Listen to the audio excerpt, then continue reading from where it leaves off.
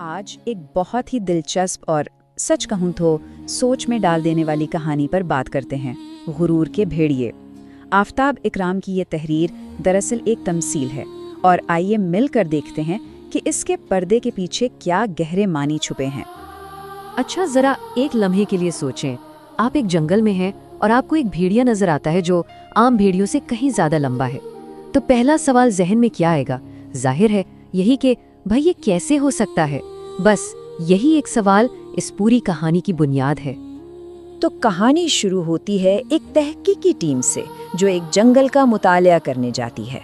बज़ाहिर तो ये एक आम सा जंगल लगता है, लेकिन जैसे जैसे वो अंदर जाते हैं उन्हें एहसास होता है कि यहाँ कुछ बहुत अजीब है, ख़ास तौर पर यहाँ के भेड़िए।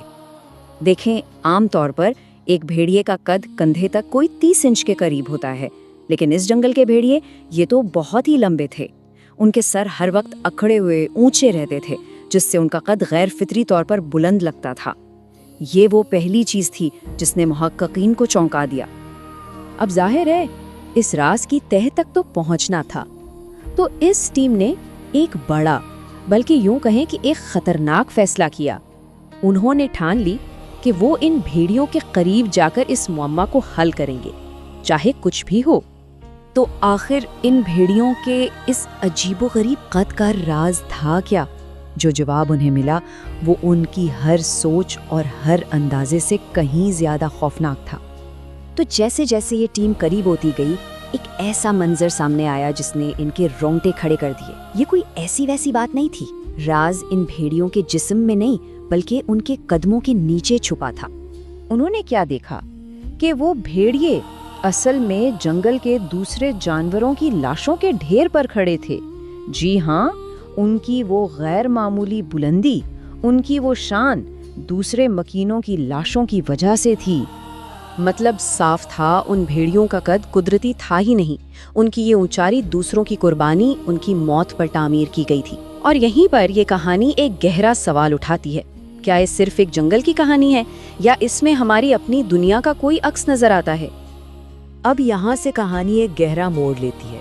ये सिर्फ जंगल की कहानी नहीं, ये एक तमसील है, यानी एक आईना जो हमें हमारे माशरे और ख़ास तौर पर हमारी सियासत की हकीकत दिखाने की कोशिश करता है। तो मुसन्निफ हम सबसे एक सवाल पूछता है, ज़रा अपने इर्द गिर्द देखें, क्या इस जंगल और हमारी सियासत में कोई मुमासलत नज़र आती है? ये एक ऐसा सवाल है जिस पर हम सबको सोचना चाहिए।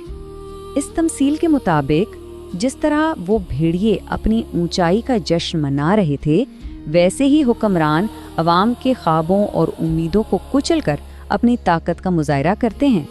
उनकी ताकत की बुनियाद अवाम के हकूक़ की कुर्बानी पर रखी जाती है। अच्छा, इस तमसील को और अच्छी तरह समझने के लिए आइए इसकी अलामतों को एक एक करके देखते हैं। कहानी का हर किरदार, हर चीज़ किसी बड़ी हकीकत की तरफ इशारा कर रही है। तो देखें, भेड़िए कौन है? हुक्मरान। उनके ऊंचे अकड़े हुए सर, ये उनका गुरूर और तकब्बुर है। और वो लाशें जिन पर वो खड़े हैं, वो है अवाम के पामाल किए गए हुकूक और उनके टूटे हुए ख्वाब। और सबसे अहम बात, मकीनों की खामोशी ही उन हुक्मरानों की असल ताकत है। और यही इस कहानी का सबसे ताकतवर पैगाम है। जब तक जंगल के बाकी मकीन खामोश हैं, भेड़ियों का कद ऊंचा और ऊंचा होता जाएगा। मतलब अवाम की खामोशी ही जालिम हुक्मरानों का सबसे बड़ा हथियार है। और आखिर में कहानी हमें एक ऐसे चुभते हुए सवाल पर लाकर खड़ा कर देती है जो हमारे जहनों में गूंजता रहता है। ये सवाल सिर्फ उस जंगल के बारे में नहीं है, बल्कि हमारे अपने मुस्तकबिल के बारे में है। तो सवाल ये उठता है, क्या जंगल के मकीन कभी जागेंगे, अपने हुकूक के लिए खड़े होंगे, या ये भेड़िए हमेशा यूं ही लाशों पर खड़े होकर अपनी अजमत का ये झूठा ड्रामा करते रहेंगे? ये एक ऐसा सवाल है जिसका जवाब मुसन्निफ ने हम पर छोड़ दिया है। ये गहरी सोच पर मबनी तहरीर आफताब इकराम की है, और ये हमें याद दिलाती है कि माशरे को बदलने की ताकत आखिरकार अवाम के पास ही होती है। बस सवाल ये है कि क्या वो इस ताकत को पहचानते हैं और इस्तेमाल करते हैं।